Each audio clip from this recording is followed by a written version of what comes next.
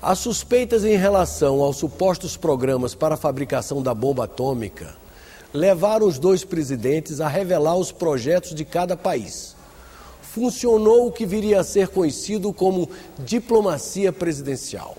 O presidente Alfonsin me convidou para visitar a usina de Picanegeu, lá perto de Bariloche, nos Andes, e também ele me disse: olha, o senhor não vá só, o senhor leve os seus técnicos, porque nós não temos nada a esconder do Brasil, nós estamos marchando para um processo no que realmente vamos, qualquer corrida nuclear no nosso continente, nós vamos acabar com ela. Então, isso foi um passo importantíssimo, né? A partir daí, ele depois disse: agora os senhores podem visitar o Instituto nosso de enriquecimento de urânio, com os técnicos também. E nós então descobrimos lá que eles já faziam enriquecimento de urânio, que eles tinham usinas nucleares lá já funcionando de energia, né, elétrica, né? E nós chegamos a essa conclusão: olha, nós estamos 10 anos do Brasil atrasado da Argentina nesse setor. Mas nós aqui também no Brasil, nós estávamos, evidentemente com fins pacíficos, nós estávamos através da nossa usina de Aramar, da Marinha, nós estávamos procurando enriquecer o urânio, aprender e fazer e enriquecer o urânio. E quando nós fomos inaugurar a nossa fábrica de enriquecimento de urânio, eu fiz a mesma coisa que ele fez conosco. Eu disse: presidente Alfonsin, o senhor está convidado a inaugurar a fábrica secreta do Brasil de enriquecimento de urânio. Ele foi comigo e a placa que tem até hoje em Aramar diz: esta fábrica foi inaugurada com a presença do presidente Raul Alfonsin, da Argentina. A partir desse momento, nós não tínhamos nenhuma mais possibilidade, nem eles nem nós, de nem ao menos pensar em corrida nuclear entre os dois países. Foi uma grande surpresa geral para todo mundo. Quer dizer, foi um grande exemplo que nós demos para o mundo quando nós fizemos isso. Embora aqui nós devemos saber que nós somos signatários, já éramos signatários do Tratado de Tlatelolco, no qual nós libertaríamos a América do Sul de qualquer corrida nuclear. E eu, presidente, eu apresentei nas Nações Unidas uma moção também que isso se estendesse ao Atlântico Sul. Essa moção foi aprovada com a abstenção dos Estados Unidos, que era o país que tinha armas nucleares a bordo de navios de submarino e que transitava aqui pelo Atlântico. Essa moção também foi aprovada durante o meu governo. O senador José Sarney reconhece que a posição assumida pelo Brasil durante a Guerra das Malvinas, de clara solidariedade à Argentina e contra as pretensões da Inglaterra, facilitou o entendimento para a criação do Mercosul. A partir daí, essa coisa melhorou um pouco. E melhorou de tal modo que nós pudemos fazer o Mercosul, porque eu acredito que naquele tempo, e com a predominância com que os militares argentinos tinham na política argentina, nós não teríamos feito o Mercosul. A cláusula democrática constante do acordo só foi possível com o fim das ditaduras na região. Sarney no Brasil, Alfonsin na Argentina e Sanguinetti no Uruguai representavam um novo tempo. Fazia parte da concepção do Mercosul, quer dizer, a tal cláusula democrática que até hoje foi incorporada ao tratado e que existe, mas naquele tempo nasceu. E nunca, depois da Segunda Guerra, uma onda de democratização foi tão grande quanto naquele tempo aqui na América do Sul. E eu, o Alfonsin e o Sanguinetti, que se incorporou como um sócio, ele não era parte do tratado, mas ele ao mesmo tempo era um associado. Nós criamos essa figura, porque ele era uma espécie de algodão entre dois cristais, que era o Brasil e a Argentina. E ele desempenhou uma função extraordinária para isso. O Sanguinetti também é um extraordinário homem público. E nós devemos ao Alfonsin, o Brasil deve, ele ter tido essa compreensão, e ele tinha gosto, amor pelo Brasil. Ele gostava do Brasil, o que não era fácil naquele tempo, porque se pregava sempre, era sempre contra o Brasil, contra os brasileiros, era uma mentalidade que se fazia popular na Argentina. O senador Sarney comenta os motivos do Chile ter ficado fora do Mercosul e a influência exercida para terminar a ditadura no Paraguai. Nem se podia pensar, porque era o Pinochet que era o presidente do Chile. E depois, porque o Chile também era um país pequeno em relação à grandeza do Brasil e da Argentina. Quer dizer, e o Chile estava todo ele voltado para apoiar a ALCA, que naquele tempo era o grande trunfo que o secretário Baker dos Estados Unidos tinha para fazer uma zona de livre comércio, que ele falava do Alasca à Patagônia. A redemocratização do Chile foi feita em grande parte com a nossa participação, minha, do Alfonsin, do Sanguinetti, porque nós tínhamos uma relação sempre com a oposição chilena, que sempre nos procurava e nós estávamos em constante ligações com ele, de modo a que nós evitássemos que o Chile caísse numa guerra civil.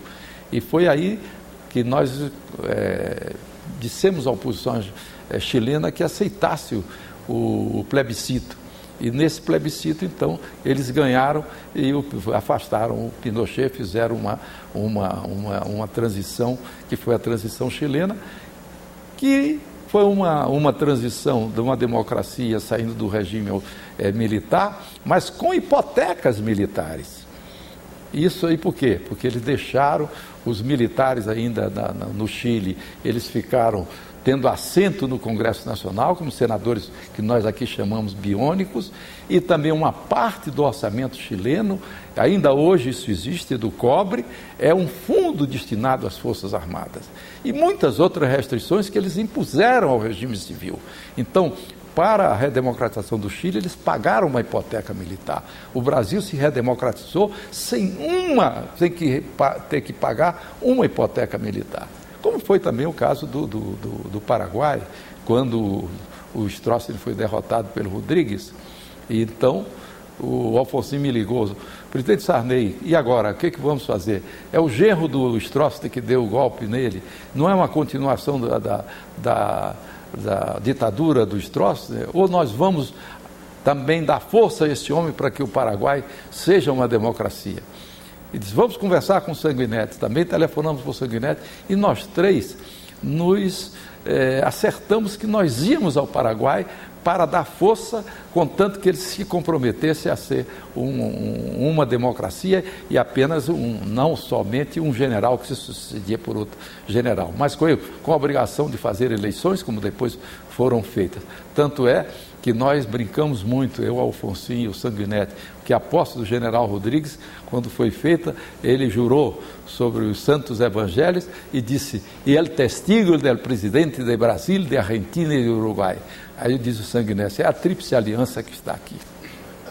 A Venezuela pediu o ingresso no bloco do Mercosul, mas enfrentou resistências. Os parlamentos da Argentina, do Brasil e do Uruguai já consentiram em aceitar o novo sócio. Só falta o parlamento paraguaio se pronunciar. Mas o senador Sarney nunca escondeu sua desconfiança em relação ao regime político venezuelano. No programa inicial, quando nós falávamos do Mercosul, nós também era prioritária a integração com a Venezuela. Brasil, Argentina, Venezuela, Colômbia, Peru, são países que estão preparados para nós entrarmos a fazer um mercado interno comum entre nossos países. Agora, o problema político em relação à Venezuela é que há um problema político, nós não podemos esconder, né? A concepção do Chávez ela é um pouco diferente de democracia que é que tem. Então, mas isso não vai impedir que a Venezuela, porque ela já tem condições econômicas de entrar num projeto dessa natureza. Ela, a Colômbia e, como vou repetir, e o Peru. Leis supranacionais votadas por um parlamento do Mercosul, o Parlasul, o senador Sarney reconhece que essa é uma etapa difícil de ser alcançada, mas ressalta como avanços significativos a função fiscalizadora e a integração parlamentar promovida pelo Parlasul. Quando nós estávamos discutindo os tratados iniciais do Mercosul com Alfonsin, até a ideia foi minha. Nós devemos encontrar uma maneira dos parlamentos ficarem inseridos dentro desse processo. Então, nós criamos a participação dos parlamentos nossos, com comissões parlamentares nossas, acompanhando o processo do Mercosul.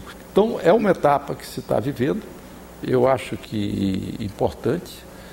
Não sei se nós já estamos preparados para os países aceitarem leis supranacionais, que nós tenhamos que cumprir, votadas por um parlamento, mas, ao mesmo tempo, a primeira forma que nós temos de um parlamento, a primeira função de um parlamento é a função fiscalizadora, e a melhor coisa que ela faz é através do discurso. O discurso é o mais simples.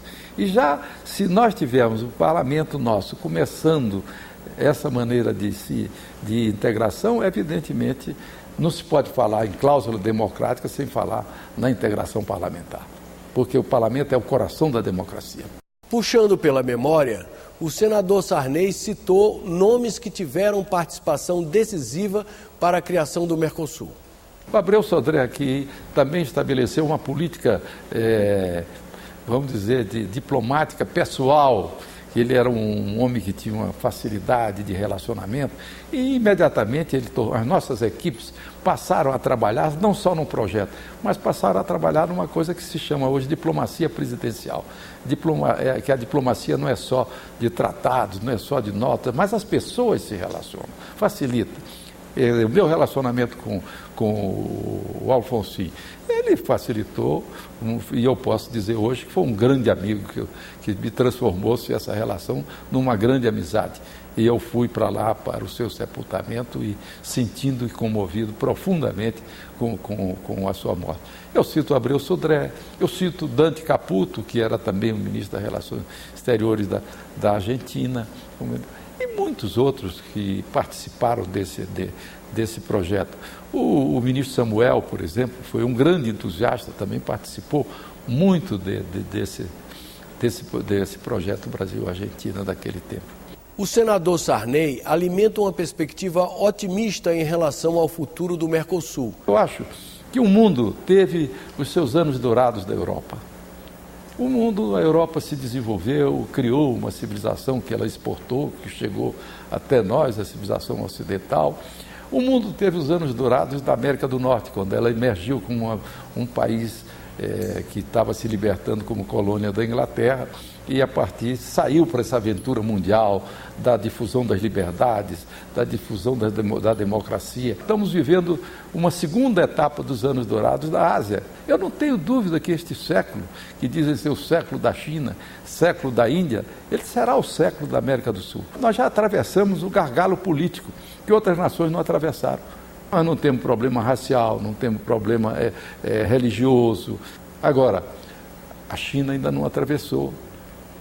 A Índia, embora os ingleses tenham deixado instituições na Índia, mas a divisão da sociedade indiana, quer dizer, ela merece um tratamento ainda de alguns tempos para ela atravessar alguns problemas, sobretudo o problema religioso, que a Índia não atravessou.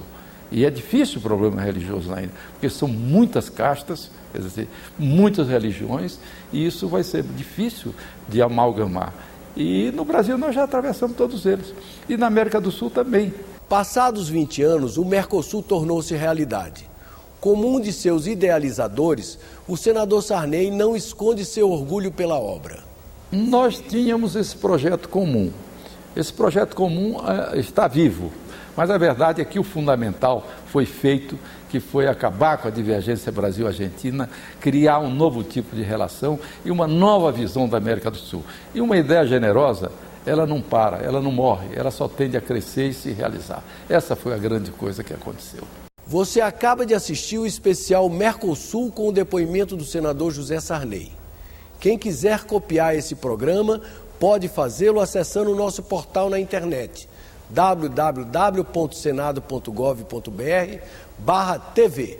Até uma próxima oportunidade.